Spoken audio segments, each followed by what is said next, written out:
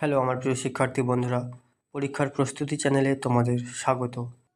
আশা করি তোমরা সবাই ভালো আছো। বন্ধুরা, আজকের আমাদের বিষয় ভারতের ইতিহাস।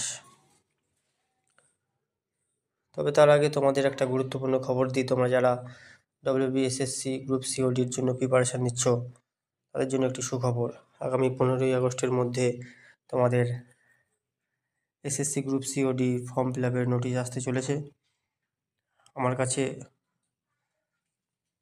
এতটুকুই আপডেট ছিল যে তোমাদের 15ই আগস্টের মধ্যে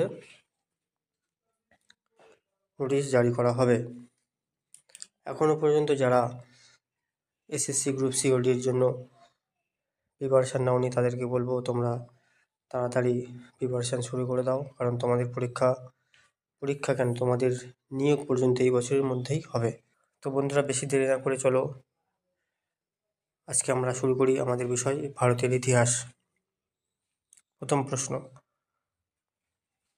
কলকাতা থেকে আগ্রা পর্যন্ত প্রথম টেলিগ্রাফ লাইন পাতা হয়। কলকাতা থেকে আগ্রা পর্যন্ত প্রথম টেলিগ্রাফ লাইন পাতা হয় কত সালে? অপশানগুলো দেখে নাও। 1857, 1854, 1865 না 1757? বন্ধুরা, এই প্রশ্নের সঠিক উত্তর হয়ে যাবে 1854 সালে। 1854 সালে কলকাতা থেকে আগ্রা পর্যন্ত টেলিগ্রাফ লাইন পাতা হয়। এটি লর্ড ডালহৌসির সময় হয়েছিল, মনে রাখবে, লর্ড ডালহৌসির সময় হয়েছিল। যে সমস্ত বন্ধুরা আজ আমার চ্যানেলে প্রথম এসেছো তাদেরকে বলবো চ্যানেলটিকে সাবস্ক্রাইব করে পাশে থাকা বেল আইকনটিকে প্রেস করে অল করে রাখবে, কারণ আগামী দিন এরকমই গুরুত্বপূর্ণ শিক্ষামূলক ভিডিও সবার আগে তোমার কাছে পৌঁছে যাবে।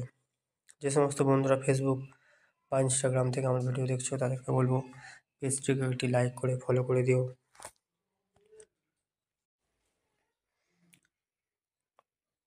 পরবর্তী প্রশ্ন, সবচেয়ে প্রাচীন বেদ কোনটি?